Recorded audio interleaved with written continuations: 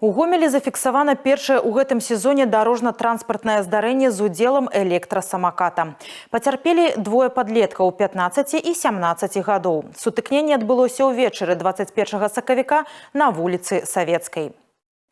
Юныя ліхачы здзейснілі адразу некалькі парушэнняў правілаў дарожнага руху. Удваіх на адным самакаце перасякалі праезную частку на чырвоны сігнал светлафора. І трапілі пад кола Audi 80, якім кіраваў 33-гадовы вадзіцель. Аўтамабіль рухаўся з боку вуліцы Пушкіна у напрамку Рагачоўскай. У выніку сутыкнення падлеткі атрымалі траўмы і былі шпіталізаваны.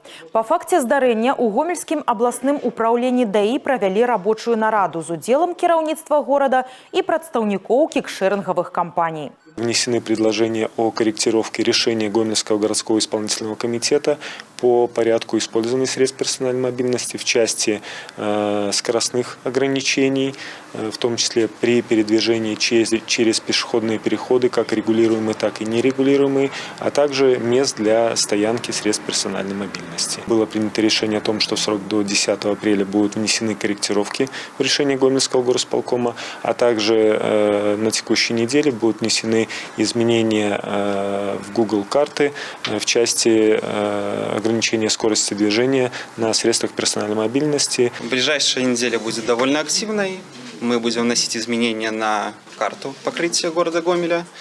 Меры, которые нам озвучил как исполком, как и сотрудники ГАИ, довольно суровые. Понимаем, для чего это было сделано, поэтому полностью согласны, принимаем правила игры и готовы содействовать для того, чтобы ДТП в Гомеле было меньше. Самое главное – это ограничение скорости в городе Гомеля. Мы выделим потенциально опасные перекрестки, ограничим скорость до 7 км в час. Также по всему городу Гомелю будет максимальная скорость самокатов 20 км в час, но велодорожки останутся в пределах 25. Также довольно много мест выделено в городе Гомеле со скоростью до 10 км в час. Ограничиваются детские парки для движения.